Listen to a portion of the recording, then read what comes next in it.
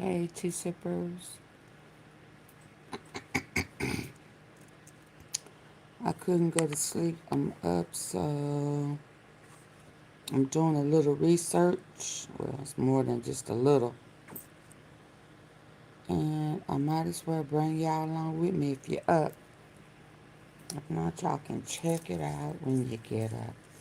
Now, this is a guy who says they uncovered a politician running a child predator website. So before I go into the Sascha, let me see, this is about 15 minutes. Before I go into the politicians, as a matter of fact, yeah, let me check out this one. Then I'm going to go into the last part of, no, let me do it this way. Let me go ahead and take care of that. Hold on. Then I go into the other. Ooh, not the eyes. Hold on, y'all.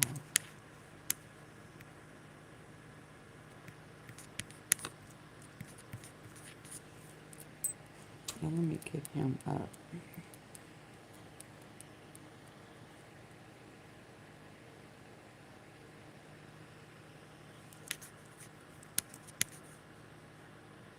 Now, this is the end of the first one.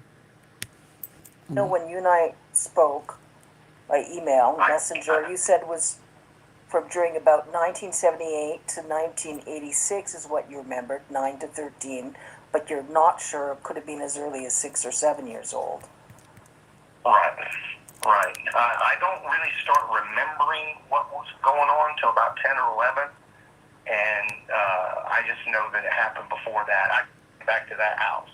So I can tell you that throughout the process, where I got beaten to the point where, I was everyone involved in American law enforcement can't. I think 2 or 3 of them had guns, but they came in, they assaulted her, they beat on her, and then they shot her while she was still in the bed. They didn't beat or assault me, but what they said was, if you don't do everything that the next person coming in here wants, we're going to shoot you just like we did her. And I can remember them having like an argument because they shot her in the bed and then they had to go find another mattress. Well, that's when Trump came in. So that's why I remember him so vividly. And it was at that point I had already decided they're probably just going to kill me anyway. I'm going to take him with me. And I tried, but I did not. How did you... So, obviously Trump was extremely violent. Trump's... Yep, they shot her in the bed and then they had to go find another mattress. Well, that's when Trump came in. So that's why I remember him so vividly. And it was at that point I had already decided they're probably just going to kill me, and started having sex. And while we were having sex, people burst into the room. It would have been 4, 5, 6 guys, big guys, adults. At least one of them had a gun. I think 2 or 3 of them had guns. But they came in, they assaulted her, they beat on her, and then they shot her while she was still in the bed.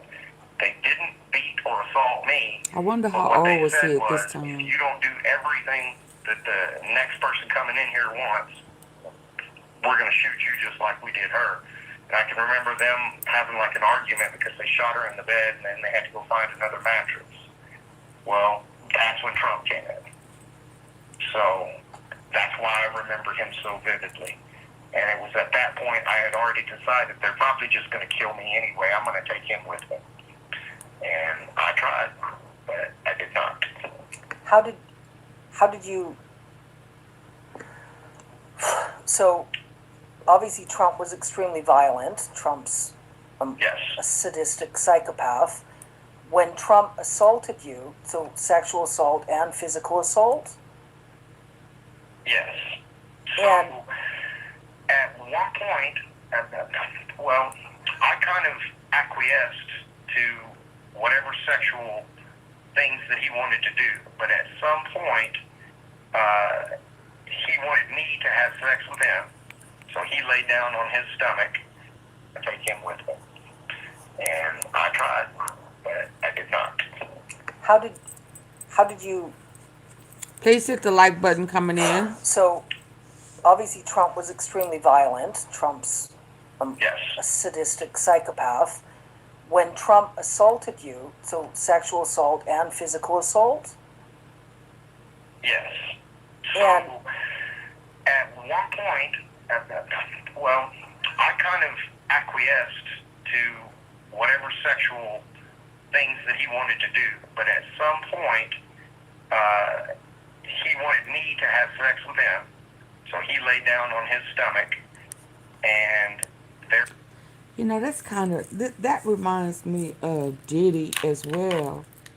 Diddy they would watch you being sexually active with someone else, and then the Diddy, the, the, the Donnie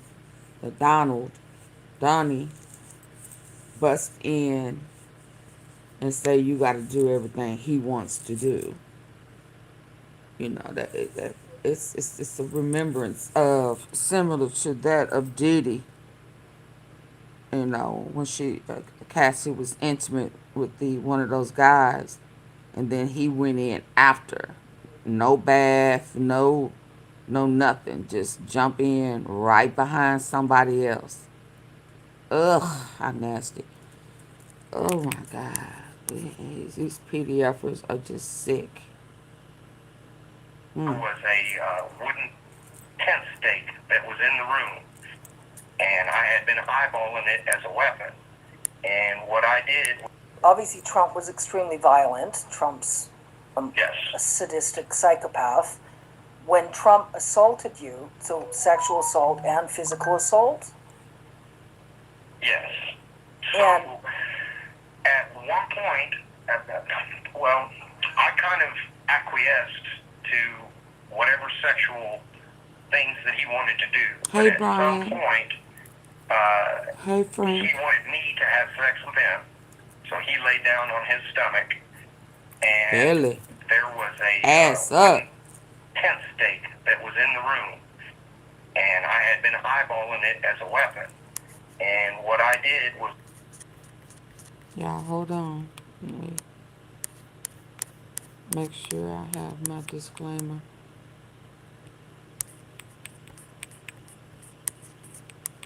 Ass. Head down. Ass up. Type guy. It's our president. Head down.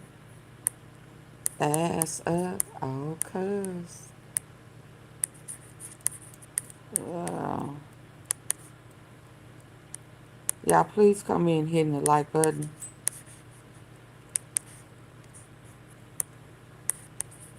Taking y'all with me as I connect my dots. Hold on.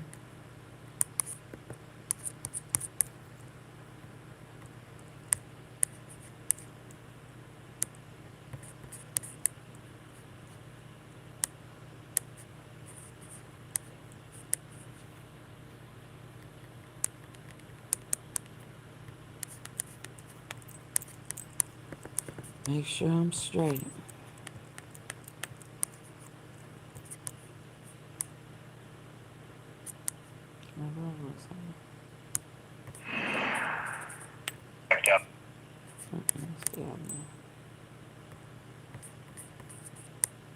Put the condom on the wooden tent stake, put it inside of him, and I kicked it as hard as I could, and that's why he had to get life flighted out, because I ripped him open. At one point, well, I kind of acquiesced to whatever sexual things that he wanted to do, but at some point, he wanted me to have sex with him. So he laid down on his stomach, and there was a wooden tent stake that was in the room, and I had been eyeballing it as a weapon. And what I did was put the condom on the wooden tent stake, put it inside of him, and I kicked it as hard as I could. And that's why he had to get life flighted out, because I ripped him open. Do you ever watch the movie The Equalizer? No, I haven't seen it. Denzel Washington, you know, sort of like justice when everyone involved in American law enforcement can't get any justice. That would be a sort of situation, obviously. I laughed because there's poetic justice there. Sascha? Well, that was what facilitated. Not only did I get really assaulted by Andy Biggs, I also got assaulted by like an entire party for the people. So they took... After Trump was airlifted out? Yeah, a whole nother party. So they took me to another... Okay, yeah, this is listener's discretion. You know, you know, it's not for the weak at heart. Some of the stuff that he says is a little graphic. Now, I am at the end of this, about to go to another one, but I just thought that it would be appropriate for me to let you know that it is a little graphic. But this is what our politicians did to a minor at that time. He named Trump and Epstein, Judge Clarence Thomas, Andy Biggs, Jim Jordan, Lindsey Graham,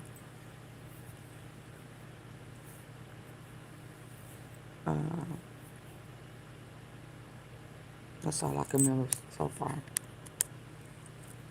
That would be a sort of situation, obviously. I laughed because there's poetic justice there. Sascha? Well, that was what facilitated. Not only did I get really assaulted by Andy Biggs, I also got assaulted by like an entire party for the people. So they took... After Trump was airlifted out? Yeah, a whole nother party. So they took me to another party after that, and because I had done that to one of those rich people, they took me from like station to station, and they could do whatever they wanted. Most of them just beat on me. I can remember me standing there, had already gotten beaten up, you know, I don't know, 5, 6 times, and I can remember somebody urinated on me, and I said, "Thank you for not hurting me," and he just hauled off and punched me in the side of the head and knocked me out. I can remember leaving that party, and my dad was just kind of dragging me out of there. It was another instance, just like with Andy Biggs. Absolutely, Bryant. Where, hey, Room Shaker. You know, the room was spinning. I was nauseous, probably throwing up. Room Shaker, do you know what's going on here? I don't know if you know. The military guy, he's one of the survivors that I think his documents was sealed, his information was sealed in the Epstein files are and once the judge unsealed documents, this fell out and he named names. Judge Clarence Thomas, Trump, Epstein, the House representative that hits the gavel and kind of regulates, Jim Jordan, Lindsey Graham, and Andy Biggs. There are others, but he named them. Maybe some broken bones, badly. Let me back it up so you can hear. Most of them not being athletic in any way wait. that you know there. What he did to Trump. I can remember the look on his face, and it scared the shit out of me. But anyway, when I got to the farm. Of course, I'm scared at the farm because I don't know what's going to happen. But the first person that comes up to me is a girl named Patricia. This is a girl that I had been trafficked with before. And she came running up to me and, said hello or whatever. She was about my same age, around 12 or 13. And I can remember my dad saying, well, why don't you guys go run off and or whatever and have fun. And I can remember not knowing what to do in that instance because, these parties weren't for me. I wasn't. And then he said something to the effect of, no, it's not like that for you anymore. You're a man now. You can just go out and have fun. Well, we went to go have sex. Yeah, 'cause that sounds about right because, once they got a certain age, they like them really, really young. It's interesting that he said that. So we went and found a room and started having sex.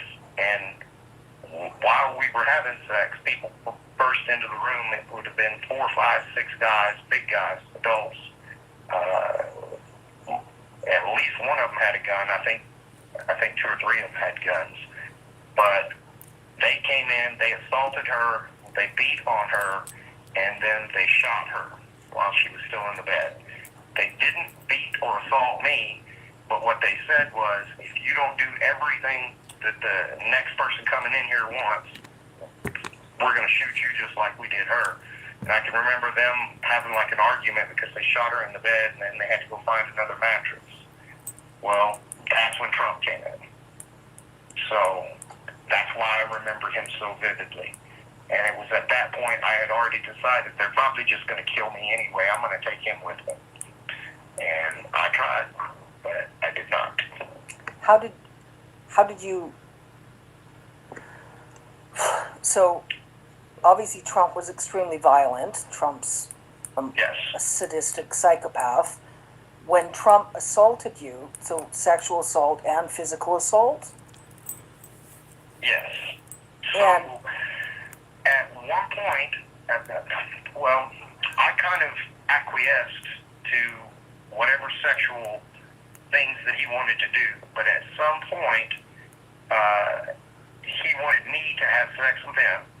So he lay down on his stomach, and there was a wooden tent stake that was in the room, and I had been eyeballing it as a weapon. So, I guess at first Trump did what he did to him, and then he wanted to be penetrated. Y'all double tap the face of your phone or hit the 3 dots at the top, please, top right corner, and hit the like button for me, please. I would greatly appreciate it.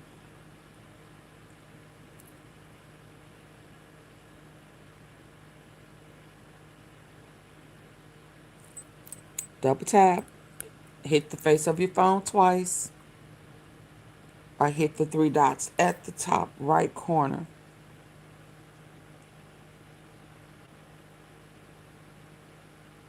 Dirty Jersey, where have you been at? Excuse me?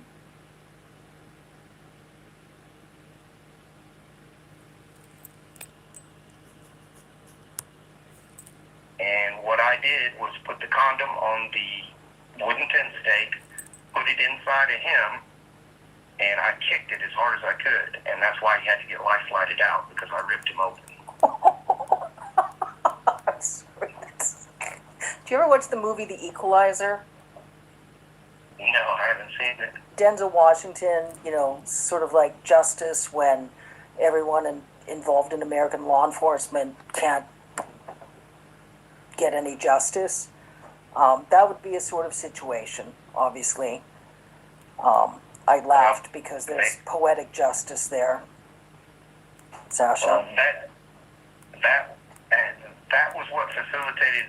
Not only did I get really assaulted by Andy Biggs, I also got assaulted by like an entire party's worth of people. So they took... After Trump was airlifted out? Yeah, a whole nother party. So they took me to another party after that, and because I had done that to one of those rich people, Um, they took me from like station to station, and they could do whatever they wanted. Most of them just beat on me. I can remember me standing there. I'd already gotten beaten up, I don't know, 5, 6 times, and I can remember somebody urinated on me, and I said, "Thank you for not hurting me," and he just hauled off and punched me in the side of the head and knocked me out. I can remember leaving that party, and my dad was just kind of dragging me out of there. It was another instance, just like with Andy Biggs, where I got beaten to the point where, the room was spinning, I was nauseous, probably throwing up, maybe some broken bones, badly. And how many perpetrators did you say again? 20 to 40? 25 to 40 perpetrators? People that were there, yes. I would say probably 8 or 10 that just beat the absolute hell out of me. And some of them probably sexually assaulted me, but I can't remember. I can remember getting hurt, just getting beaten up and, Was that before you tried to defend yourself from Trump or after? Do you remember? That was after. That was After. as a punishment, if you want to call it that. What happened at that party was part of the punishment, and then I can remember them saying that this is the last of it when I had to go see Andy Biggs, but Andy Biggs almost fucking killed me. So I remember him to this day. So when Andy Biggs almost killed you was after Trump as well? Yes. Okay. After Andy Biggs was after Trump. The party that a whole bunch of people assaulted me was after that, and then the last one was Andy Biggs, and then I can remember my dad saying no more. I can remember him even kind of breaking down a little bit, like psychologically, because I guess the repeated watching me just get destroyed by people. You got to understand, it's not like boo-boos and Band-Aids. They were breaking ribs and really hurting me. I've got like a deformed rib cage to this day. No, sounds like they were trying to torture you just to the point of death, to punish you and to send a message. They tried over and over again to hint to me to get me to kill myself. Yeah. And I can remember thinking, there's no way I'm going to kill myself because that's what they want. So, I just find some of that just out of spite, to be honest with you. There's really no other way to put it, but I wasn't going to. I can remember hating my mom so much that I just did not want to give her the satisfaction. Yeah. As bad as my dad was, Mary Lynn Riley was even more evil. Her thing was sexually torturing me. So, and his she mom enjoyed sexually torturing Samantha when they went and got her. Yeah. As bad as my dad was, Mary Lynn Riley was even more evil. Her thing was sexually torturing me. So, and she enjoyed sexually torturing Samantha when they went and got her.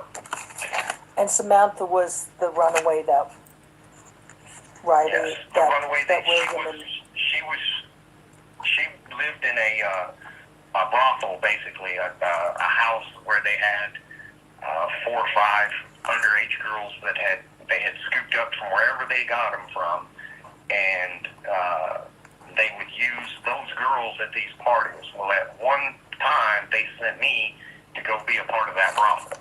So that's when I made friends with Samantha, Patricia, and Sarah, and those are the only 3 that I can remember their names. But Sarah committed suicide, Samantha was tortured to death, and Patricia was the girl that got shot in the bed before Trump came in. Did Patricia die? Oh, yeah. Yeah. Yes. So Samantha, Patricia, and Sarah, and all 3 died. Yes. Yes. So Samantha was the runaway that was murdered by your adoptive parents. Yes. Patricia committed suicide. Sarah committed suicide, and Patricia Yes. was Hey, murdered Lisa. in the bed before Trump came in. Yeah, I couldn't go to sleep. Yes, You On and the said to farm. let Trump do whatever Trump wanted to do to you, or they would shoot you in the head as well. Yes. Yes.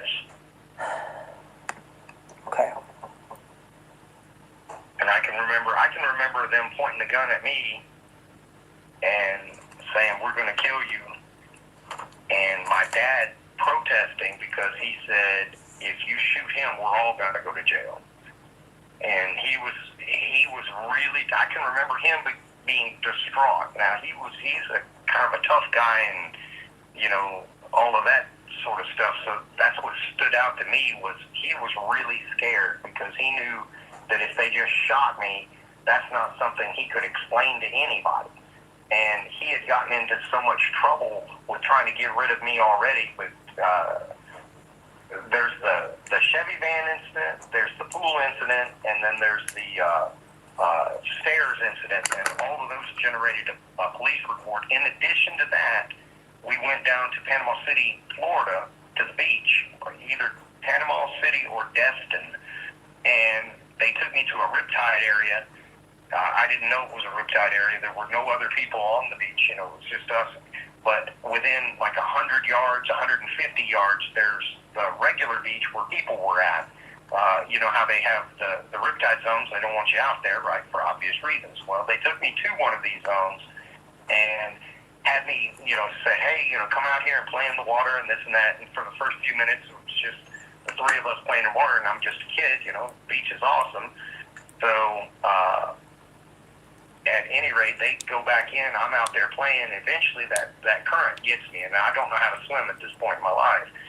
So, it pulls me out, 100 feet maybe, and I'm bouncing up and down off the sandbar, just screaming my head off. Well, somebody that was on the regular beach, not in the riptide area, heard the screaming and came running from like 150 yards away, and right by my parents who were standing there, and he goes out there and gets me, fishes me out. By the time he comes back, he's nearly exhausted, and I can remember him and my dad nearly fighting. And at this point, there are other people that are coming, and, you know, that scares the shit out of my dad. But there was another police report with that, and I know that police report followed us back up into Alabama because the sheriff came down there and talked to my dad in Alabama. So there was another investigation for sure. So all of those things had already happened. And my dad was terrified that if something happened to me, especially so close to all of these other things that all of these other investigations, he pretty much knew he was going to go to jail over it. So there was at least the Chevy van incident, pool incident, stairs incident. There was police reports. How many police reports? About 3 or 4. And then that that are just involved in trying to get rid of me. And then there were, in addition to those 4, there were 2 investigations, one for the porn, and then when we lived in the duplex and they were torturing that girl to death, Samantha, our duplex neighbors there in Enterprise, Alabama, they called the police because they could hear, you know, screams and you know, beatings and stuff like that. And when they investigated, I can remember my dad saying, "Hey, you know, talking about me is just, you know, I had gotten in trouble and got a whipping or something." And they did an investigation. They collected blood samples and everything from the house, but the problem was they couldn't determine how long that blood had been there, I guess. And it wasn't a match to anybody in the house. So, for whatever reason, they just didn't have enough. And I don't think they were allowed to talk to me. I think my dad would have had to give them permission for the investigators to interrogate me. So I don't recall ever giving testimony as a child. Not to the police in that instance or in the instance up in Tennessee. Did you provide any testimony to the police in any of those 5 cases? Well, the one case with the military, with the child pornography, you. I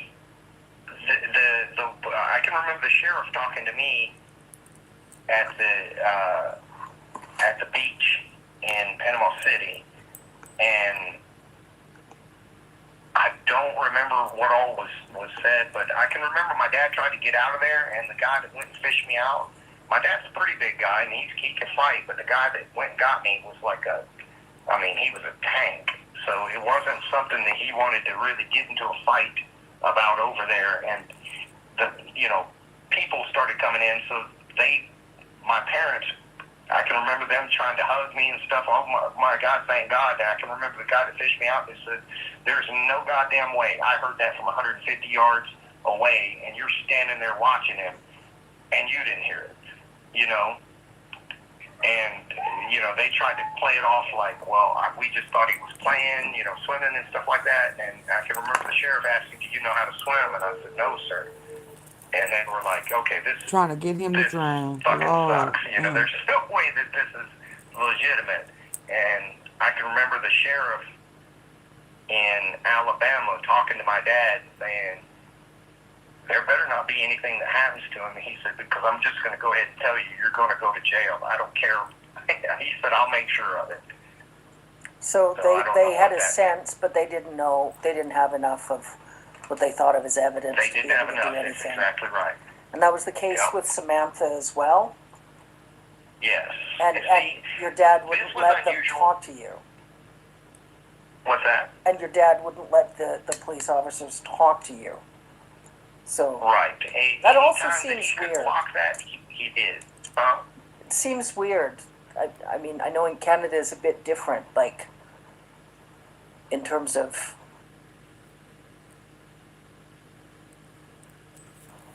there would have been folks from Child Protection Services there, and they would have gotten you away from your adoptive fathers to talk to you.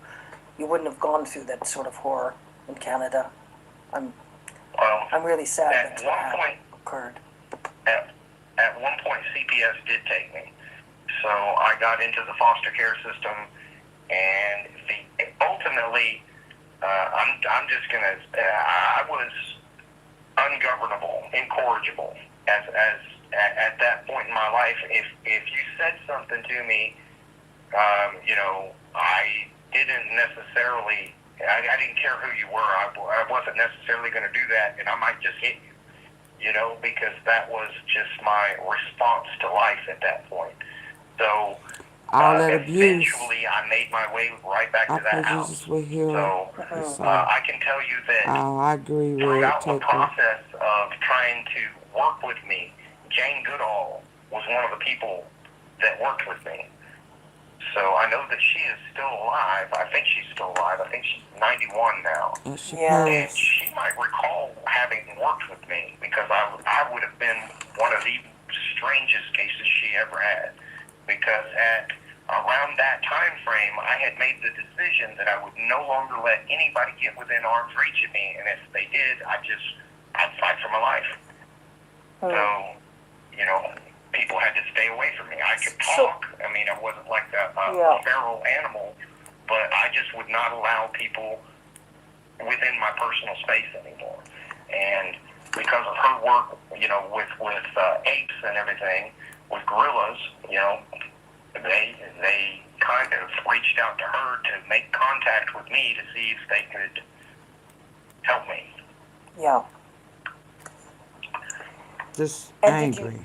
Lord. talk to Jane Goodall at all about what you'd experienced getting trafficked? I know when you and I spoke by email, messenger, you said was from during about 1978 to 1986 is what you remembered, 9 to 13, but you're not sure it could have been as early as 6 or 7 years old.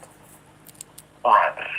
And I'm sick of you, Dirty. So I'm going to go ahead and remove you. About 10 or 11. Bye. And I just know that it happened before that. I can remember being sexually assaulted by family. That's some of my very first memories. So, but as far as taking me to other places and to these parties and whatnot, I know that sort of thing was happening, but I just don't have a good enough recollection to really piece together much of a story. So whether you were 6 or 7 years old or 10 or 11 years old with the parties? When you Right. Okay. Right. I know family was assaulting me, and then friends of family were assaulting me as early as 6 or 7. I know that. Some of my very first memories are of being assaulted. But as far as taking Sad. me to places to make money at these parties, I Sad. don't have a clear recollection. It may have happened as early as the first sexual assaults that were happening with family, but I don't have a clear recollection if that was going on to that scale at that time, but do have a recollection from about 10 or 11. Okay. So,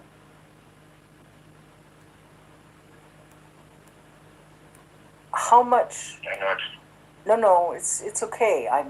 I'm glad you and I are able to have such a thorough discussion, and I appreciate again how straightforward, and forthright you are.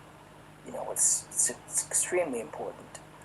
I mean, there's a part of me that just wants to point fingers in every direction, but I have really thought about, okay, what do I recall vividly enough that that I would put my hand on the Bible in a courtroom, raise my hand, and say, "Yep, that's the truth." And what I am as close to 100% certain that if you put me on a polygraph, it would come back just as perfect. Yeah. So there are other things that I could maybe point fingers at, but then it kind of gets into muddying the water because I don't really remember them that well. Well, So I think that's why I just stuck. Yeah, no, that's good, and I think what I'd like to do, like, we'll continue discussing a bit about what we're talking about now. The things that you're less sure of, I'd like to look at a second, a conversation just entirely focused on what you're not sure of, just because I think there is some important information there, but I don't want to muddy the waters in terms of what we're speaking about now that you are willing to testify in a court of law about. So let's continue focusing about any of the details about what you're willing to swear to in a court of law. And then, then let's look at, I would maybe look at, say, a second discussion and any follow-on questions from this discussion. Or I might just look at getting everything transcribed. And I'm just going to look at it raw, because honestly, in terms of, there's obviously thousands and thousands of pieces of video footage filmed that the FBI took that's all gone into some, whoever's been trying to profit off of is nonsense. So what I'm looking at, I'm thinking even a combination, like just a brief summary from me, like a paragraph, and I'll even look at just publishing the raw audio file of our discussion. Okay. With the text messages, because I think the context is really important. I think, especially because there's been so much collusion regarding copy editing of video footage that, folks that are really that are genuinely wanting justice, for them to just hear the audio recordings and read the text messages is plain as day. Anybody that experiences an ounce of integrity will be able to discern the truth. And I think it's so important. I love that. And I kind of wanted to discuss one other thing, too. One kind of theme at these parties that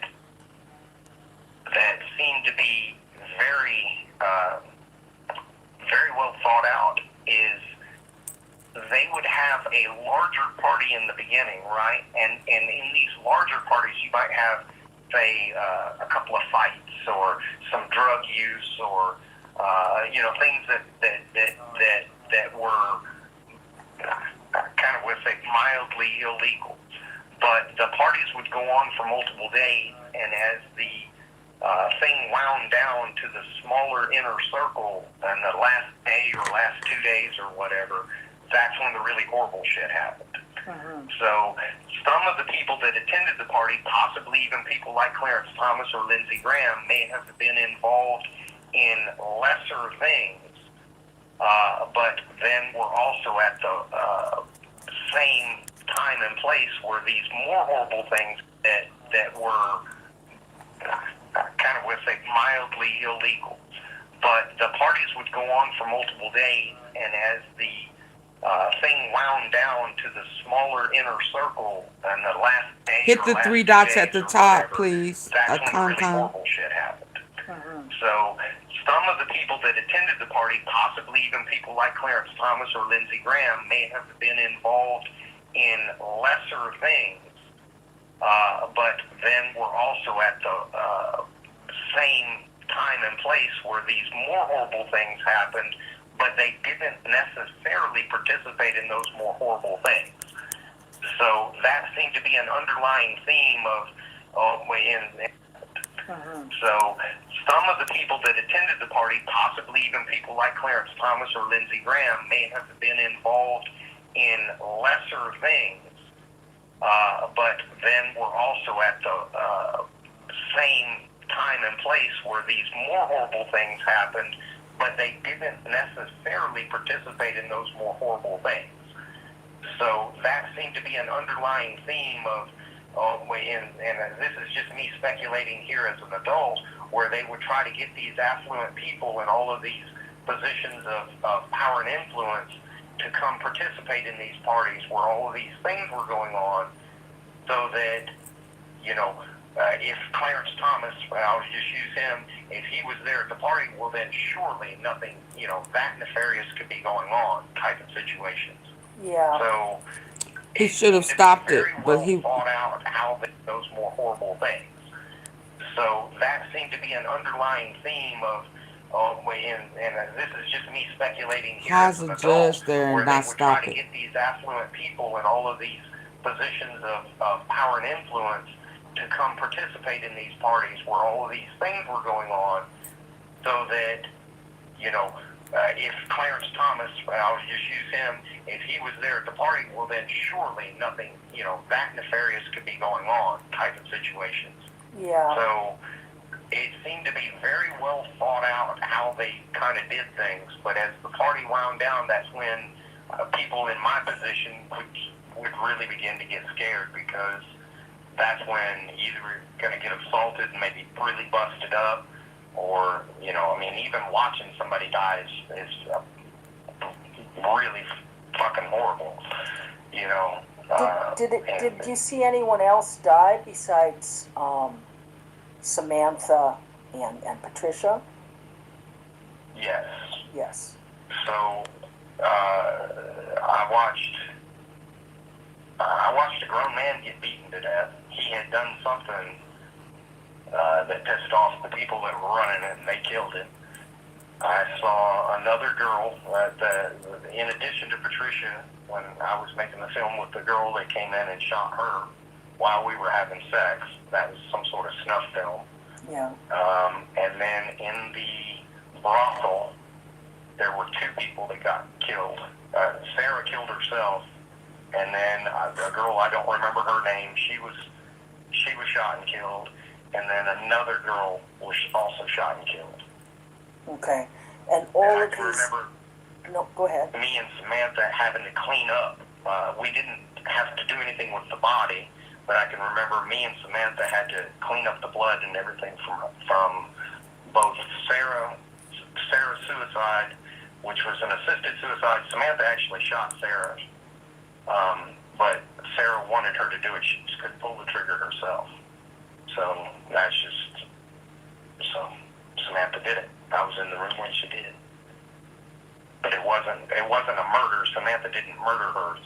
Sarah just, I can remember her just saying, I can't go to another party. I can't be here. Please. Wow. Another of the victims, I don't know if you've read about, the British woman, Sarah Ransom, was on the Epstein Island and tried to swim off the island and was willing to drown than go through another. Yeah, torture. I mean, it's some horrible shit. Yeah. And, I can remember the hillbillies that my dad sold me to when I was small, they were mean, but I can remember the meanest motherfuckers are those rich people. They are just demonic, Trump included. Yeah. Well, I'm going to ask you some questions there against Yeah, torture. I mean, it's some horrible shit. Yeah. And I can remember the hillbillies that my dad sold me to when I was small. They were mean, but I can remember the meanest motherfuckers are those rich people.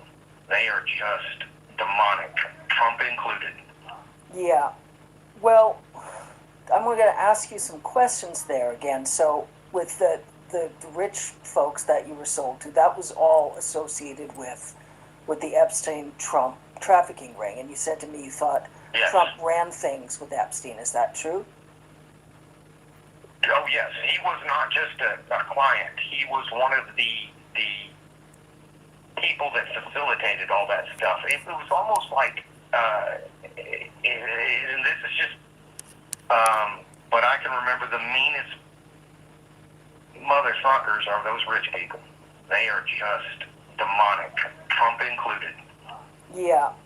Well, I'm going to ask you some questions there again. So, with the rich folks that you were sold to, that was all associated with the Epstein Trump trafficking ring, and you said to me you thought Yes. Trump ran things with Epstein. Is that true? Oh yes, he was not just a client. He was one of the people that facilitated all that stuff. It was almost like, and this is just my childhood brain piecing it together. It was almost as if Epstein worked for Trump, and not just Trump, but him and maybe 6 or 8 other super rich guys. So Do you remember Epstein any? ran it Yeah. at the behest of Trump and that circle of people. So motherfuckers are those rich people. They are just demonic, Trump included. Yeah. Well, I'm going to ask you some questions there again. So, with the rich folks that you were sold to, that was all associated with the Epstein Trump trafficking ring, and you said to me you thought Yes. Trump ran things with Epstein. Is that true? Oh yes, he was not just a client. He was one of the people that facilitated all that stuff. It was almost like, and this is. Let us not forget that Trump had the most experience in the trafficking. His grandfather had the brothel during the gold rush days. He built the hotel. That's where the real estate comes from. For the gold miners, we have to remember that he was familiar with the brothels as well as the real estate. Ran things with Epstein. Is that true? Oh yes, he was not just It's a a share client. button. He was one of the. There's a share, Vicky. There's a share button, an arrow button. You see the arrow button where you're able to share it, or if you hit those 3 dots at the top, right by the thumbs up, hit the thumbs up and then hit the arrow for sharing. It's right next to it, please. Yeah, everybody hit the 3 dots if you haven't already. Either double tap the face of your screen or hit the 3 dots so that it'll take you to the like button.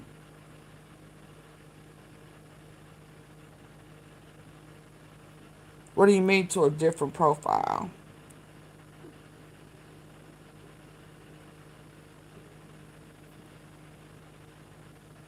You want to share it to someone else?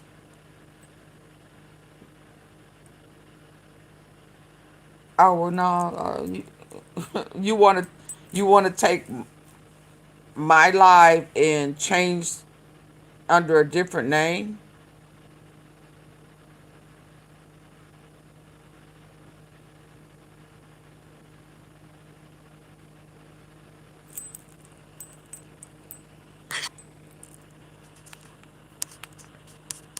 I mean, I know you're not asking me how to take my live and just flip it around. And you, Just demonic, Trump included. Yeah. Well, I'm going to ask you some questions there again. So, with the rich folks that you were sold to, that was all associated with with the Epstein-Trump trafficking ring, and you said to me you thought Yes. Trump ran things with Epstein. Is that true? Oh yes, he was not just a client. He was one of the people that facilitated all that stuff. It was almost like, and this is just my childhood brain piecing it together. It was almost as if Epstein worked for Trump, and not just Trump, but him and maybe 6 or 8 other super rich guys. So Do you remember Epstein ran it Yeah. at the behest of Trump and that circle of people. So it was just I couldn't tell you how many people. And one of Epstein with Wolf, when Epstein was sitting with him, he was writing a book for him. He said that Epstein told him that it was Trump who introduced him to the trafficking part of their organized crime. He had his fetish. He had his hooker ring already going. But as far as trafficking, the brothels, that was introduced to him by Trump. So what he's saying right here makes sense to me. That you were sold to, that was all associated with the Epstein-Trump trafficking ring, and you said to me you thought Yes. Trump ran things with Epstein. Is that true? Oh yes, he was not just a client. He was one of the people that facilitated all that stuff. It was almost like, It's a signal. and this is just my childhood brain piecing it together. It was almost It's coming out now, Vicky, because a lot of unsealed documents. It was a lot of documents. Remember that Trump was fighting in court to keep sealed, and he wanted to keep it sealed to protect himself and his friends, his politician friends. So now that it's coming out, we're hearing Supreme Court Judge Clarence Thomas' name, Lindsey Graham, Jim Jordan, Andy Big. We're hearing Trump. We're hearing it now because of the documents that have been unsealed. as if Epstein worked for Trump, and not just Trump, but him and maybe 6 or 8 other super rich guys. So Do you remember Epstein ran it Yeah. at the behest of Trump and that circle of people. So it was just I couldn't tell you how many people, but he was the only one that I remember that was at It's that coming level. out now. But it wasn't that Trump was a John visiting, Epstein's empire of Yeah, it's coming out now because it's been unsealed. Oh yeah, I posted it. Well, I did a members only live yesterday, and did some shorts, and so it has taken legs. And I saw several people talked about it earlier today, but they were unfamiliar because it just released. Now by today, tomorrow, it'll be all over the place. And every time something happens that's revealing him, he starts another war. He stops. I was telling my T sippers earlier today, well, right before this, that it's almost it has a texture. It has a feel like someone in Minnesota is like there is a survivor. It's like I asked them, do we think that he's in Minnesota, Minneapolis, and that's why they're doing all of these crazy. Now they busting in doors. It's as if they're looking for someone in particular. And he knows a lot. Now, since he has admitted to flighting Trump, I am kind of, in my mind, I'm thinking, is Trump looking for him? Is he looking for him? Because why is he attacking Minnesota the way he's attacking Minnesota? What he's doing in Minnesota right now, he has not ordered in any of the cities that he said needed their help. None of them. Chicago, LA, Memphis, Philadelphia, none of those cities were there this type of rhetoric. And they're doing door to doors now. And another guy got shot today. It's as if he's looking for him because he is ready to testify. And he made mention that Trump laid on his stomach and was wanting to be served. And he put a stick up there. And if we know Trump, that embarrassment is not going to go well for him. I hope someone is protecting him. I hope so too. Child victims, Trump was in a position above Epstein. It was as if Epstein worked for Trump. Yeah. Many people, but he was the only one. This right here is the evidence that will send Trump over the edge. And yeah, this right here, man, it may be worse. If stuff out there that's coming, I don't know, but so far, this is the most graphic, and this would be something that I would think that Trump would not want out, of course, and would be furious. Furious. Yeah, I don't think, yeah. So I am almost willing to bet on an assumption that what's going on in Minnesota, he is looking for someone in particular. And now he's going door to door.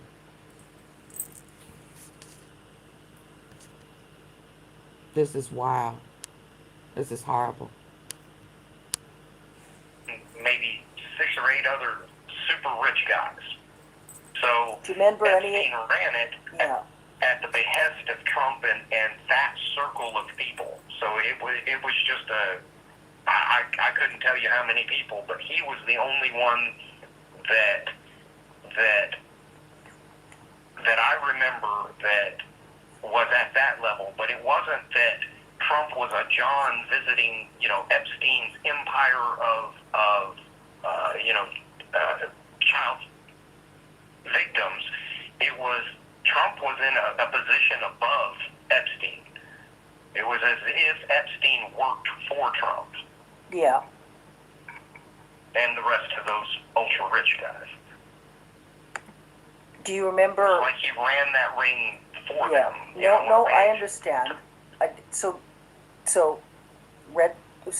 Jeffrey was sort of presented publicly as the ringleader of the pedophile ring, but Jeffrey was basically behaving like a general manager of the ring, and then there was 7 or 8 other individuals, such as Trump, that were actually actively running the ring, micromanaging, he was the pimp. telling Jeffrey what to do. But the trafficking part. He would give Epstein that caliber of person, because it wasn't just Epstein. Epstein had people that worked with him too on a lower level that would go like find runaways and stuff like that. Yeah. So I don't know where they got the people. I can't say that, but it was this whole thing was being run as as for business. those rich people. Yeah. I want to ask some more questions in terms of your sense of like the demonic. Um, some of the advisor work I've done, some of my own specifics of law enforcement.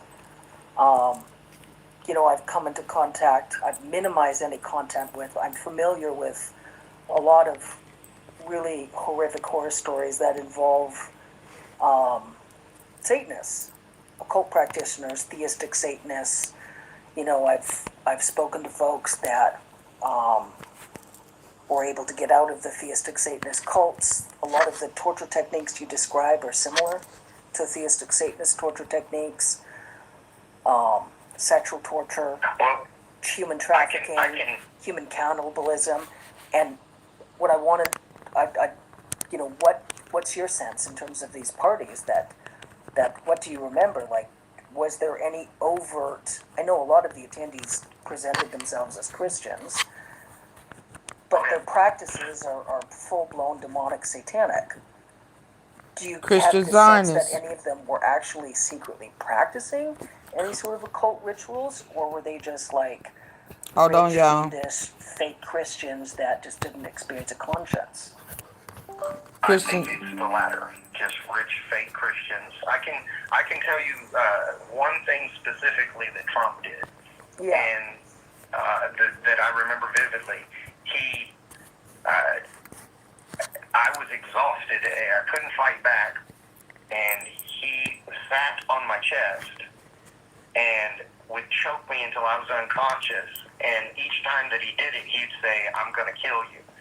So, and then he would choke me until I was out, and he did that, half a dozen times or however many times. And I can remember him saying, "I thought I killed you that time. I'm really going to do it this time," and then choke me again. So he would just do that over and over again until he got bored of it. So that. Did you get the sense that he was trying to kill you, or just to torture you about the thought Well, of killing in you? the moment, you think you're going to die. Yeah. And that's the experience that he wants to see the fear Yeah, in that's another that. human being's eyes that thinks that he's killing them. So in that Christian Zionist, that whatever their book they reference, I can't remember the name of it. They talk about that. I mean, so they are totally opposite than Christians. So where Christians strive to be good, do right, righteousness, they're they get merit when they do evil stuff, and and in their ritual or sacrificing, they like to. It's something about, I mentioned it earlier, something about the adrenaline, of fear. It does something to the blood, and they play with blood. So it talks about that in their book. I don't want to call it a Bible, but in their Bible, this that right before someone knows they're about to die, they enjoy that high, and then they do stuff with the blood. This is sick, man. This is demonic. But that's what Zionist is. If y'all do the research on that Zionist, it is demonic. Kill you. So, and then he would choke me until I was out, and I can. Human cannibalism. Yeah, even that's what I was saying earlier. I don't know if y'all heard me. That Virginia Dufresne, the Prime Minister of Israel, her encounter with him is what I'm hearing now, where he was violent and abusive and choked her out. And she asked, yeah, that's, yeah.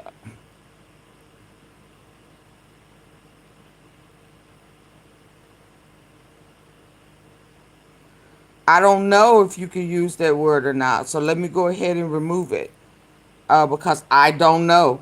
I don't know. I don't know anything about it. But I did read it. Um, and when you hear Virginia, that's what that prime minister did to her. And what I wanted, what's your sense in terms of these parties that what do you remember? Like, was there any overt? I know a lot of the attendees presented themselves as Christians, but their practices are full blown demonic, satanic. Do you have the sense that any of them were actually secretly practicing any sort of occult rituals, or were they just like rich, fiendish, fake Christians that just didn't experience a conscience? I think it's the latter. Just rich, fake Christians. I can tell you one thing specifically that Trump did, and that I remember vividly. I was exhausted. I couldn't fight back, and he sat on my chest and would choke me until I was unconscious. And each time that he did it, he'd say, "I'm going to kill you." So, and then he would choke me until I was out, and he did that, half a dozen times or however many times. And I can remember him saying, "I thought I killed you that time. I'm really going to do it this time," and then choke me again. So he would just do that over and over again until he got bored of it.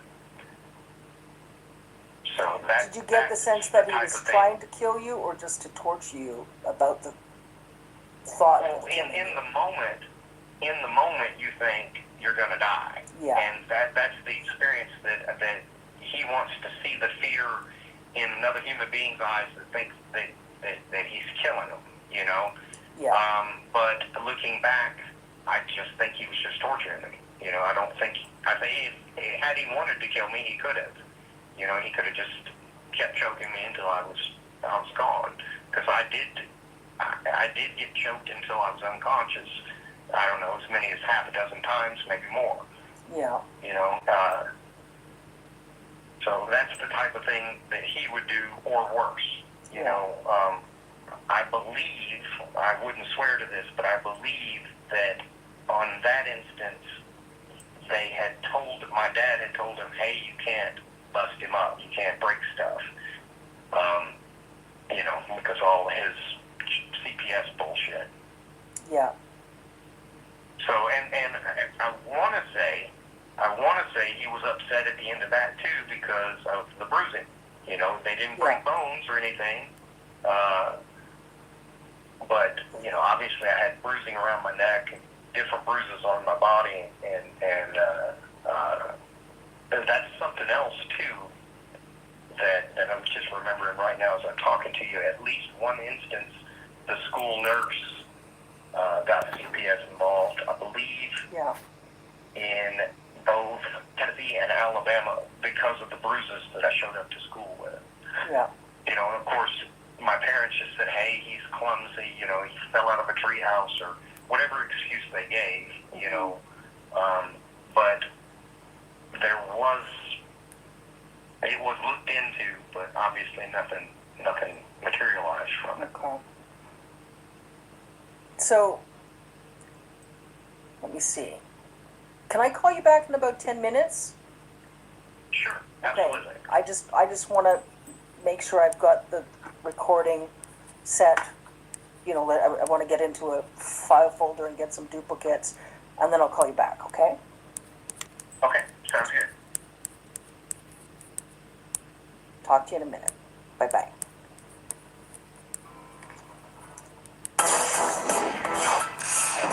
T-Mobile's Guide to Moving Pay. Step 1, get T-Mobile 5G home internet with 3-day free shipping. Step 2, get online in 15 minutes. Step 3, call a time. You were told your history began with change. Oh, wrong one. Sorry. I'm like, why I can't stop this? Here's the other one.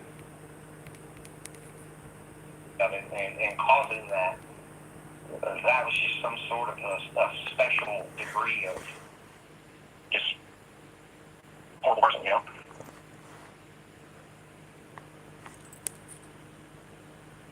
Yeah, that's like, in terms of extremity of malevolent, psychopathic, sadistic. So they shot Patricia in the torso first. And do you remember the description of the I don't even call him a gentleman, the gentleman who was like shuffling on his feet and was uncomfortable about how much Patricia was suffering, getting tortured? I wish I could give you a better description, but just 5 or 6 pot-bellied hillbillies. You know, kind of if you looked at older pictures of my dad, they just kind of looked like him. Just larger, thick people, not necessarily fat, not necessarily what you would think of as like a country boy, a big country boy. You know, beards and a little bit of hair. You know. Yeah. Just thick, 5'10" to 6'1", you know, bigger 235, 250 pound guys. So just I agree, larger Con. country boys, and I couldn't even tell you like their facial features or anything like that. I can remember Far worse than I at ever least imagined. some had facial hair, beards, mustaches, that sort of thing, and just larger people dressed in what you would consider just kind of country music type of attire. yeah. Boots Okay. and blue jeans and, you know, button-up cowboy type shirts. Yeah. So You they know, that's what all of them look like. okay. So when they had guns, you said you remembered one, and then 2 or 3, maybe 4 of them had guns. One of them shot Patricia in the chest. They tortured and raped Patricia. The one hillbilly was uncomfortable and said just end it to kill Patricia. But they, how long did they continue torturing Patricia before they shot Patricia in the head? If I had to guess, I'd say probably in the realm of 30 minutes or so. 30 minutes. I can remember that one or more of them raped her. Not everybody wanted to participate in that.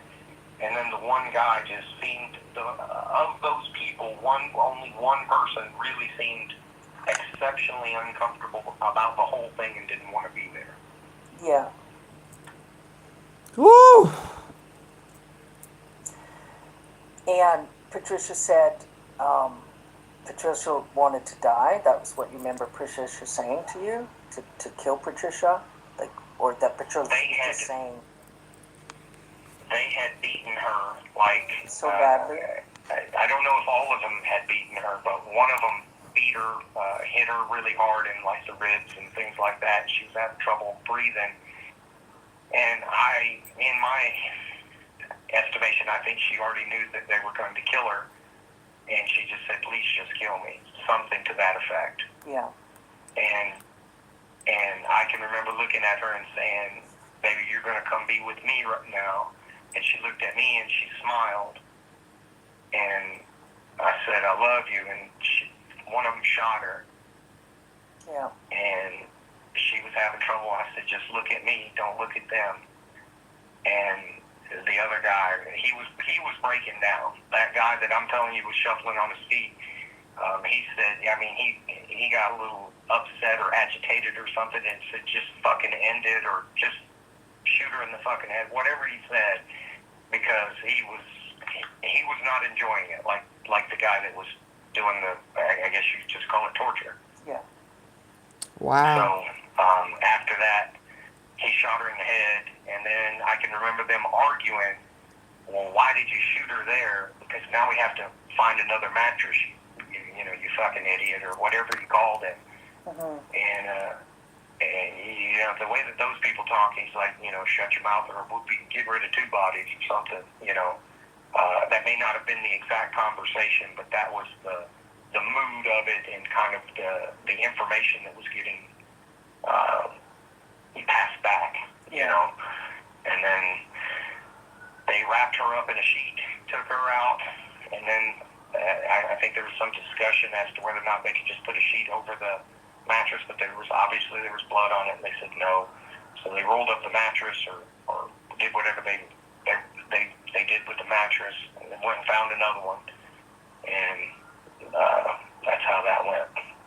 Hmm.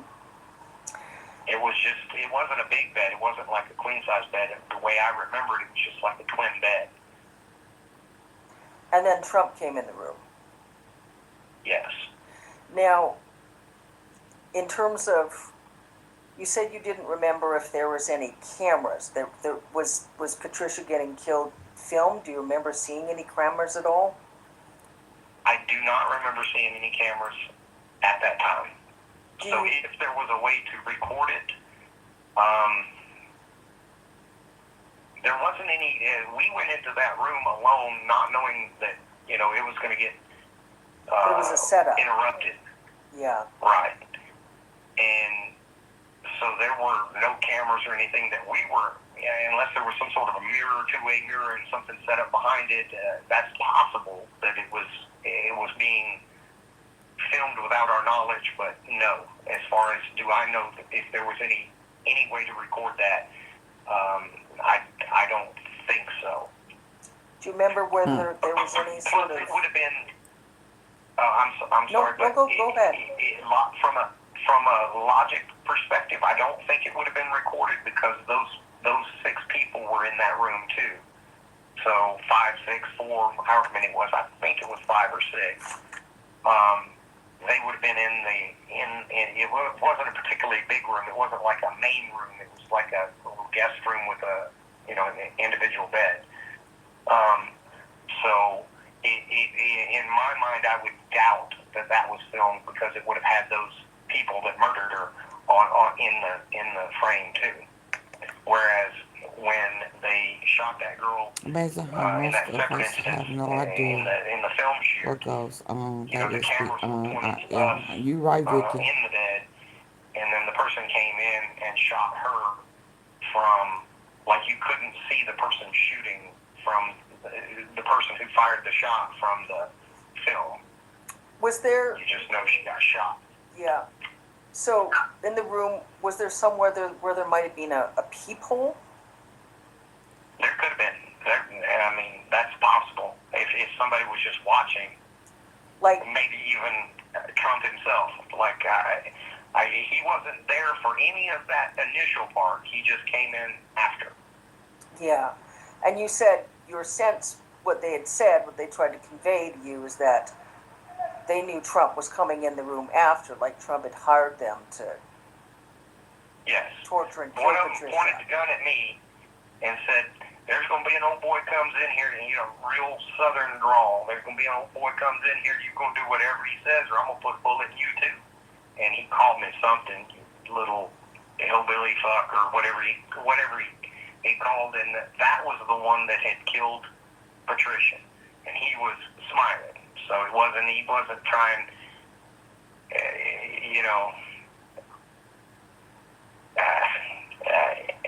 I just remember how much pleasure he took in the kind of the horror of the situation. Yeah. Well, I'm trying to just get a sense in terms of, because it seems obviously that obviously they knew about Trump, that Trump wouldn't just like stand in the hallway and cool his heels. It's the sort of situation, Right. like from what you've described, what I know of Trump, that Trump would have wanted to hear what was going on or watch. That's possible. I can't remember the exact layout of the room. Or that And, Trump just kind wanted, of like yeah, or Trump just wanted you terrorized when Trump came into the room later. it definitely wanted me afraid. Yeah. There's no doubt about that. And if that was to do with his desire to make the experience as horrible for me as possible, or whether that was from his psyche to give him some protection, because I was kind of already known, I think at that point, as being somebody that would fight back to the best of my ability. Yeah. So it could have been either circumstance, but it was definitely to shock, traumatize, and make me more pliable, I guess, in terms of acquiescing to whatever he wanted to do. Yeah. And I can just remember thinking, I'm gonna kill this sumbitch if I can just get an opportunity. You know, I'm a child at this point, about, you know, around, we'll say 12 years old. So he's a much larger person than I am, and of course 40 years ago he wasn't feeble. So, you know, I was looking for that vulnerable point where I could try to kill him, you know.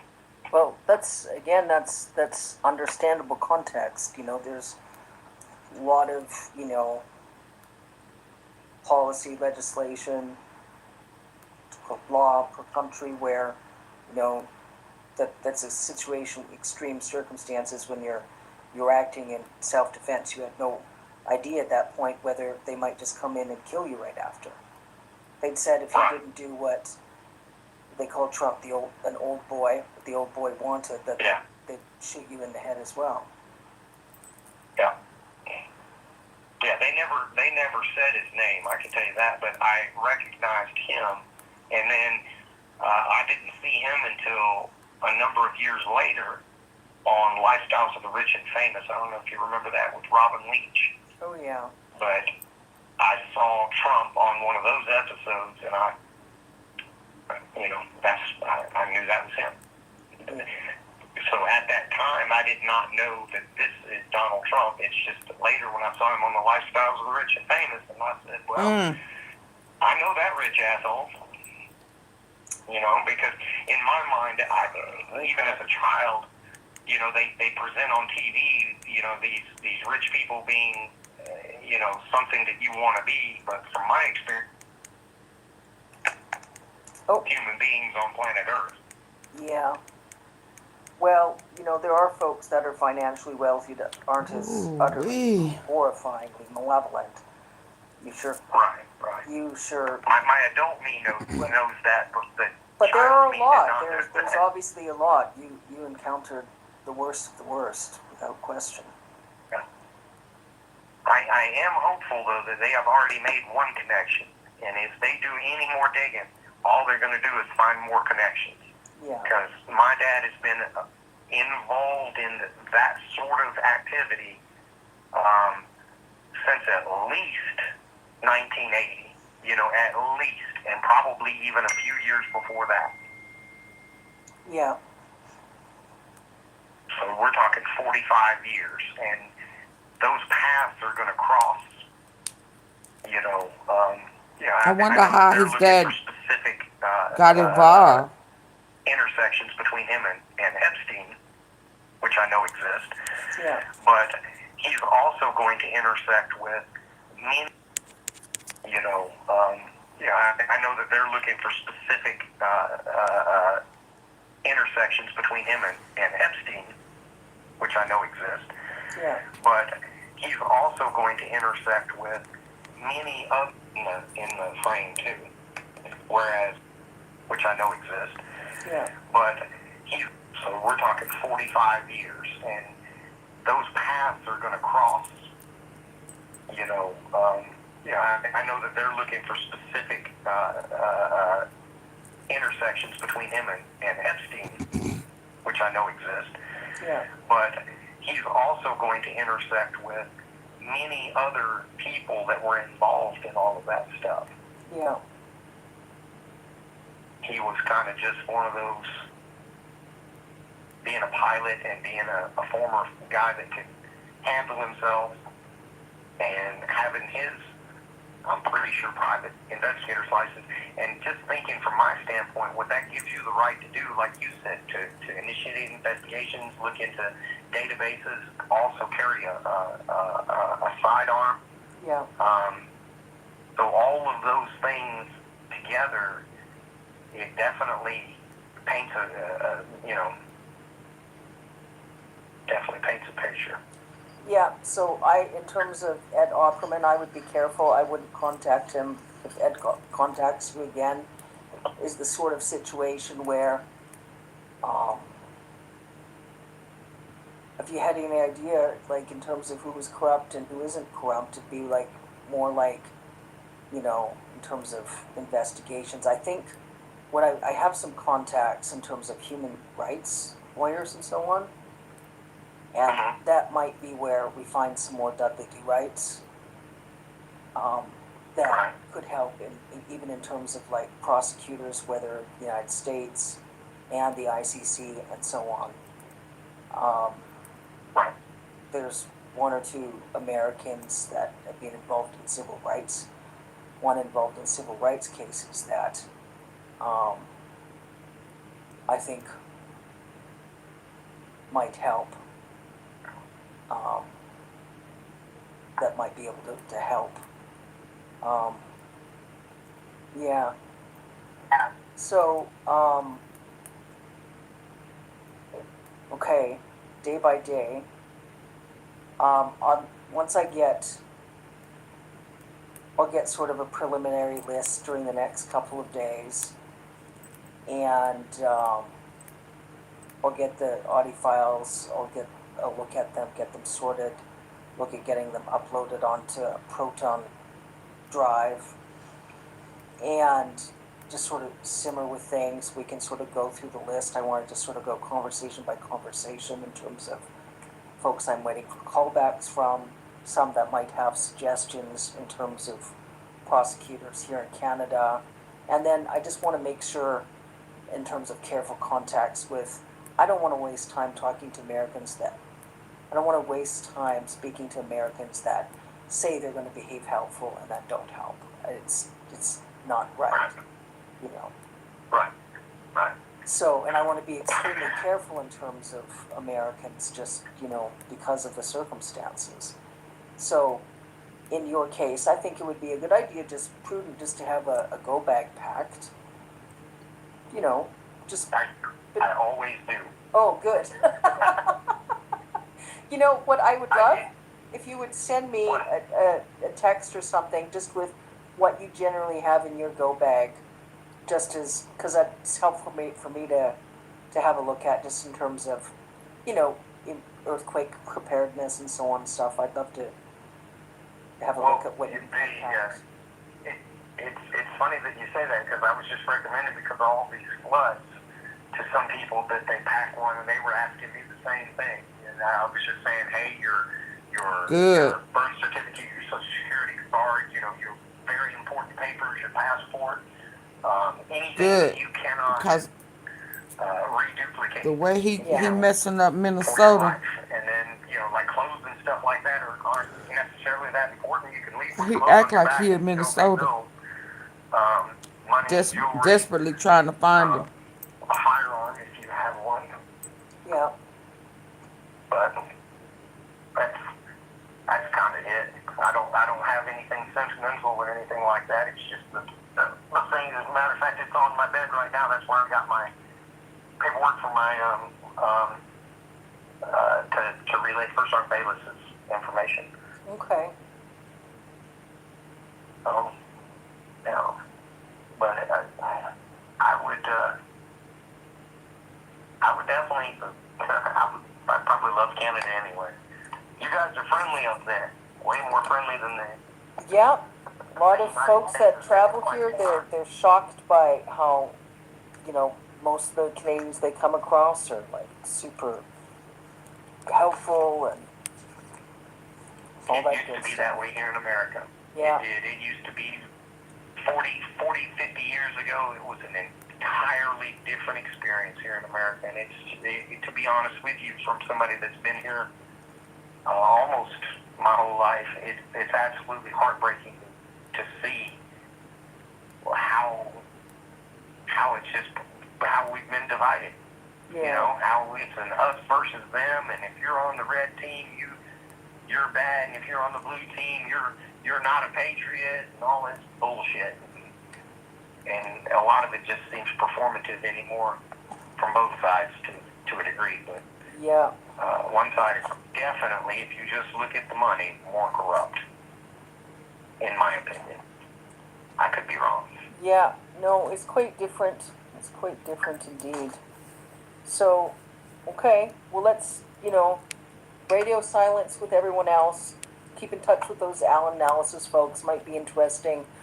I'll see about, let's get a better sense of things, about, a conversation with them, maybe. Okay. You and I and the Okay. folks from Al. Did you talk to anyone at the Crustacean yet? I have not. I answered them back, but they have not reached back out to me. But the last contact I had with them before I spoke to you was that they were going to go and see if they could make a connection to either William Sascha Riley, my legal name now, Manuel Sascha Barros, my name before it was changed, or William K. Riley. So through those flight logs. So I don't know if they are still working that aspect of it, or if they have thus far run into a dead end, or what. But I had delayed my reaching back out to them, just kind of waiting to see what was going to transpire here.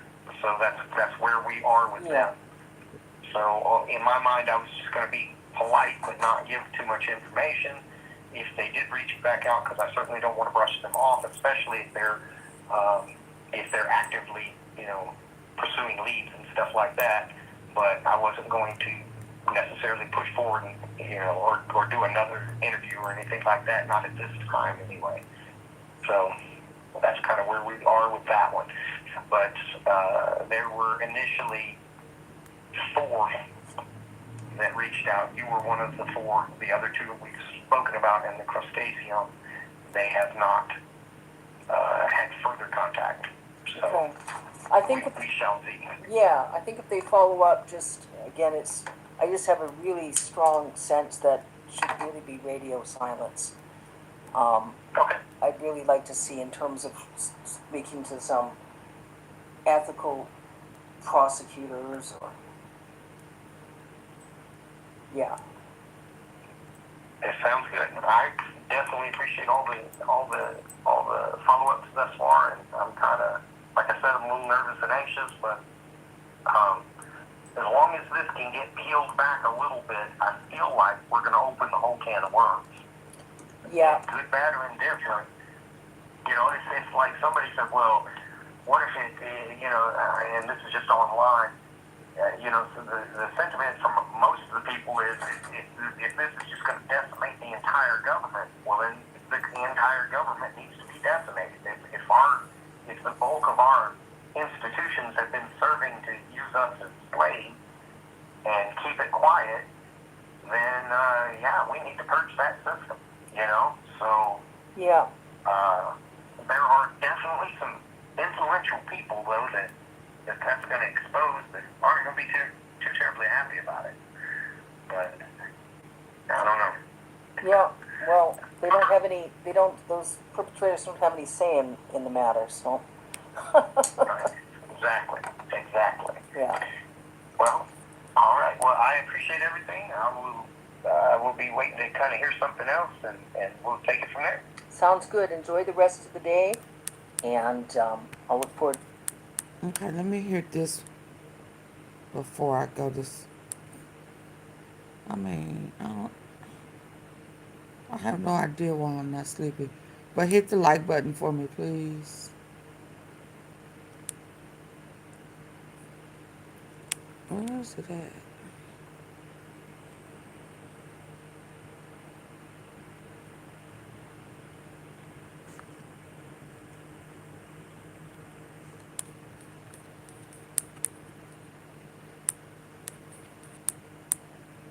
Situation where there was a father who posted their child in the bathtub. It said underneath of it, they have no idea what's going to happen to them tonight. And underneath of that, there were people that Hold on, let me see.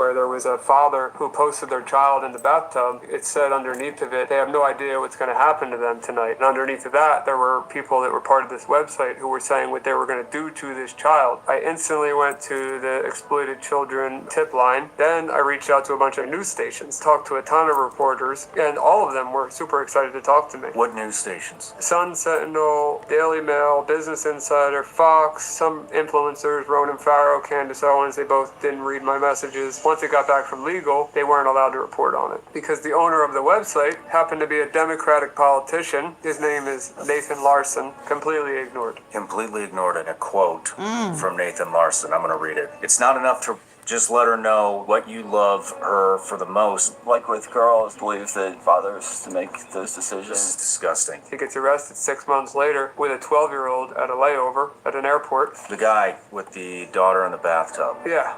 What happened? I don't know where he went. He's part of the database. It started because of the frustration that nothing happened, and the entirety of the case was thrown out because there was no shower inside of Walmart. So there's no way he could have showered. You've got to be me. How did Project Veritas get involved with it? They saw the podcast of me talking about the website, and they said, well, I want to help you bring justice to this. FBI even failed. Everybody failed me. I felt like they failed me. You helped me an absolute ton because I was panicking, man. I was panicking because I wanted the information out there, but I didn't know what to expect because technically what I did at that time was not legal. My intentions were obviously good, so we started a conversation, and I wanted to get the story out there no matter what way it went out. I didn't care if it went out from a left wing, right wing, in between wing. It didn't matter. I just wanted the story out there. And, I didn't know anything about politics, still really don't. But I just was very, very blown away by a small account blowing up the way that it blew up. So I reach out, I start speaking with you. We arrange a podcast, which, if you remember, Project Veritas was involved in. Oh, I remember. So this is, I want to get into what happened with that. So actually, this is the way I really want to put it, is nobody had the balls to talk about this story. And I proved that with the media. I showed them what needed to be out there.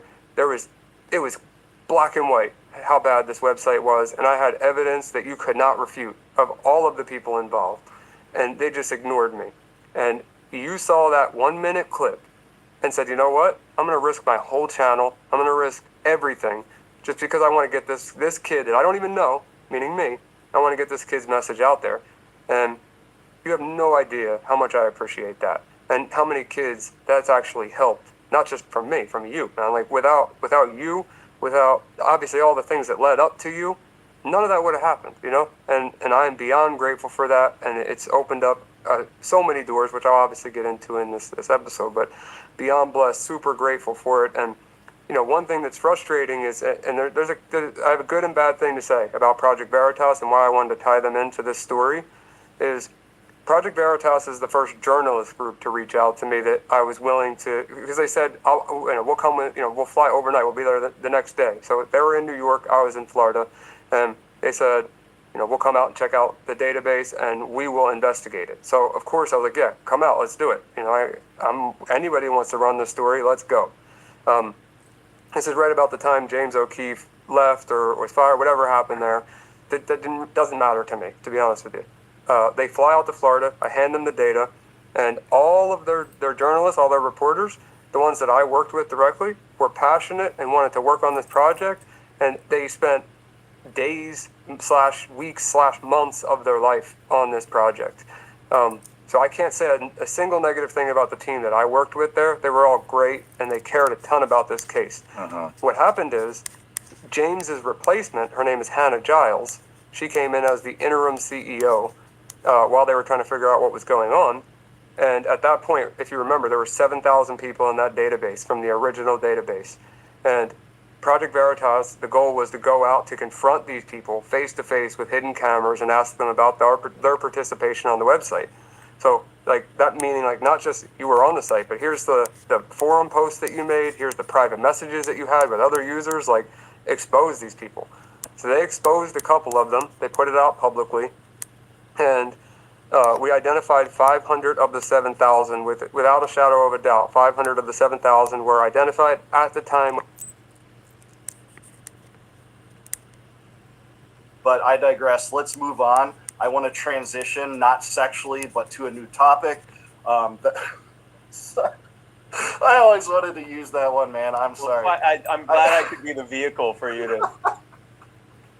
I wanted to use that one, but let's transition to a different topic. We also know that the Epstein scandal is in the news. I know you followed that pretty closely. In fact, I've seen a lot of your messaging on it, and we seem to be pretty aligned on some of the basics here. But I've dove deeply into this in just a video released yesterday about why Kash Patel and how he just lied through his teeth in congressional testimony about this when he swore that the FBI case file had no indication that Epstein was engaging in sex trafficking or had co-conspirators. And that has been revealed beyond a shadow of a doubt. Let's play that clip, and then I want your response to this one too, Spike, if that's cool. You've seen most of the files.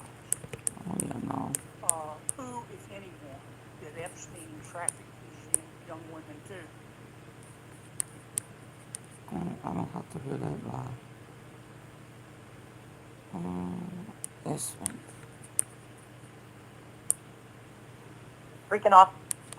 When curiosity strikes about the everyday lives of your family, we're here. Had told me they were in his briefcase, and he kept his briefcase in that safe.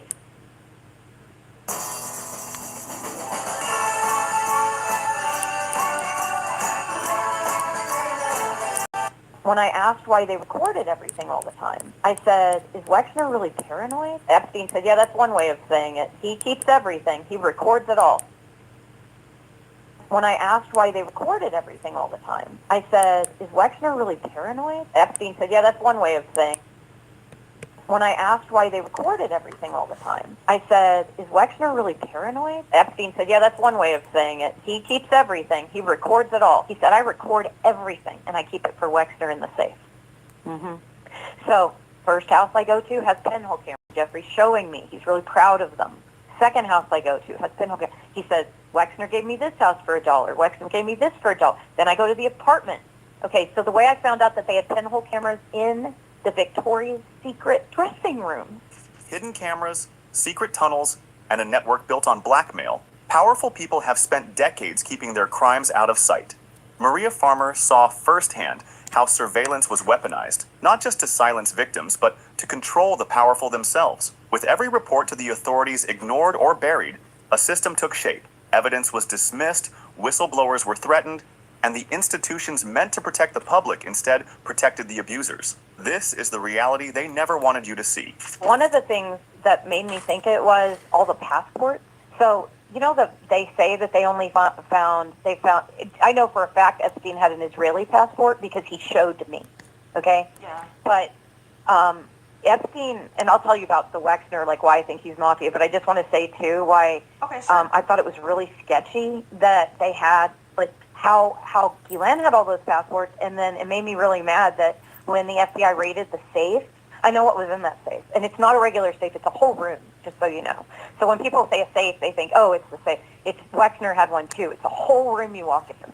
And in that safe, he had all the paintings he'd been stealing when I was acquiring paintings for him from poor artists. But he also had a lot of photographs of children. And I know in that safe, he had all the paintings he'd been stealing when I was acquiring paintings for him from poor artists. But he also had, you know.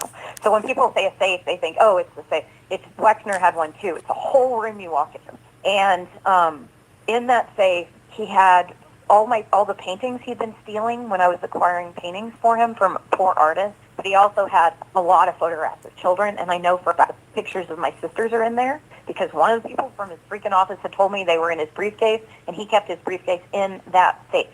He also kept everything in there because he told me he kept it for Wexner, everything. And when I asked why they recorded everything all the time, I said, is Wexner really paranoid? And he said, yeah, that's one. Epstein said, yeah, that's one way of saying it. He keeps everything. He records it all. He said, I record everything, and I keep it for Wexner in the safe.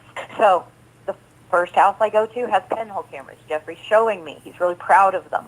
Second house I go to has pinhole cameras. He says, Wexner gave me this house for $1. Wexner gave me this for $1. Then I go to the apartment. Okay, so the way I found out that they had pinhole cameras in the Victoria's Secret dressing room in the 66th Street building, which was the flagship store, is that Jeffrey sends me over there. This is so gross, and I can't even believe I was so cut down at this point that I can't believe I kept working for him. Inside these estates, every room was under watch. Cameras captured everything, kept in safes, used for leverage, and protected by both corporate muscle and law enforcement indifference. When Farmer tried to bring physical proof to the FBI, they refused to take it. Behind the scenes, the same tactics were used to keep even the most minor rule breakers in check, with threats, intimidation, and psychological manipulation. The message was always clear. Speak out, and you risk everything, because those in charge will never be held accountable. Jeffrey says to me one day, he has me in the office, and he goes, Maria, you just don't know how to wear a bra. And I was like, oh my God. And I have this thing like where I'm really modest about my body. And so it's horrifying to me. Like, I'm very modest. Like, I won't wear a bathing suit. So this stuff was so extra traumatic for me because in a weird way I was like a child because I was so innocent, right? And I'm not just saying that, like, my boyfriends from New York, that's one thing they can all say is, well, we never had sex because Maria was just so, I don't know what it was. I was just really driven with my art, and I was just really kind of innocent. And I would, like, show guys my jewelry when they would come to my apartment. I was just, I don't know, I was on another planet. I didn't get it yet, you know what I mean? So I was just, like, really young. And so that's why I think they picked up on that in me. And I know my friend Sarah was the same way, and they picked up on that in her. And even though we were in our 20s, they still could see it in us, that we were innocent. And that's what's so sick is they preyed only on innocent people, that we had straight A's, were really driven. You know, there are all these things about, even though we don't all look alike, we had everything in common. We were all very creative. And so Jeffrey sends me over to the flagship store, which he can see from his offices, but he can't see into the store. He can only see, and I walk over and, I go in, and the women are like, okay, we expected you here, so we're going to have, we have some bras picked out for you. And I'm like, oh, God. So Jeffrey had already talked to the women who work there. And so they hand me all these bras, and I have to try them on in the dressing room. And not one of them fit me. I am not kidding you, not one of them. So when it was all done, I said, you know what? I don't want any of these. And I went over and I picked out, I had $300 of credit. So I picked out a bunch of flannel pajamas that were on sale that I knew I would use. So then I didn't know he would know. So then I come back upstairs, and he had watched me undress. He described my breasts to me. And the reason he was able to describe, I have certain marks that are unusual and scars, and he described every single thing. And I've never been more embarrassed. I wanted to die that my boss was described. And he wasn't doing it in a sexual way. He was doing it in like a really critical, mean way, like making fun of my body. And he's like, we're going to have to fix this. But for now, he just wanted me to have no breasts at all. It was so awful.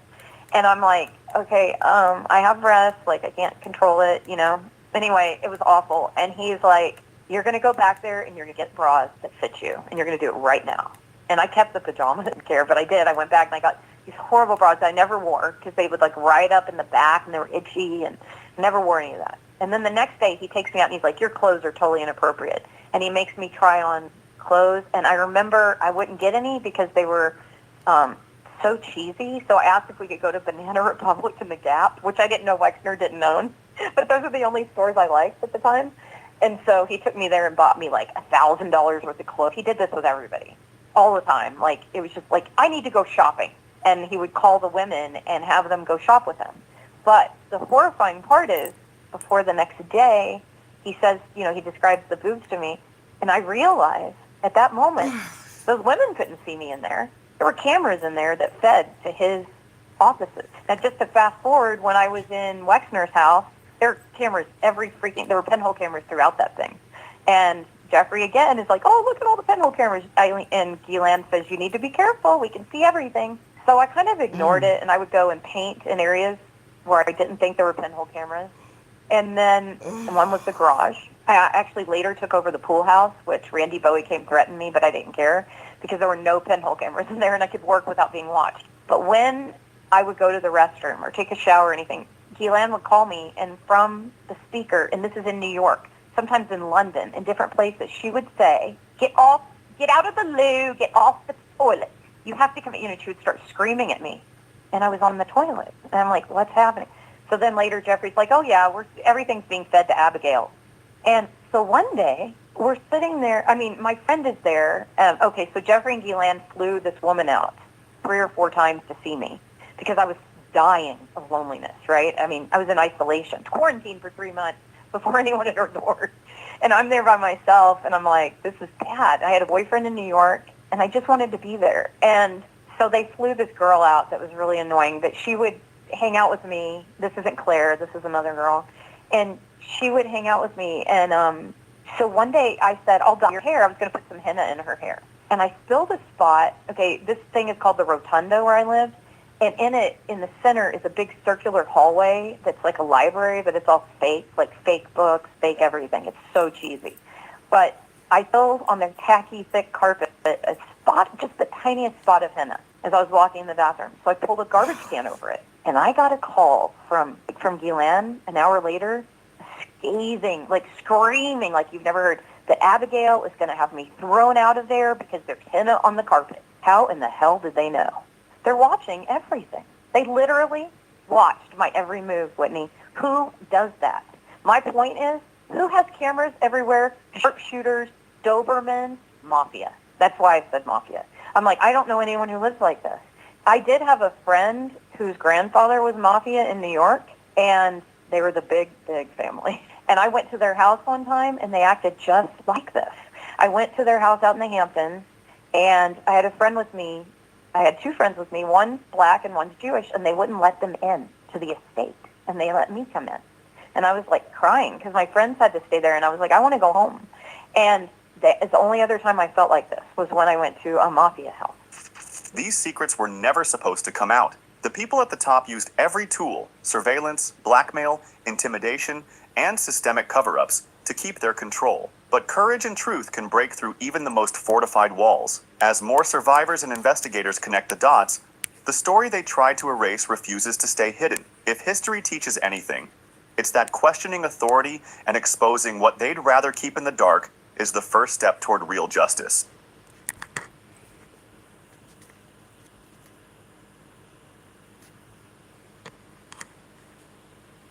Okay, I'm going to sleep. Bye. Thanks for hanging out with me.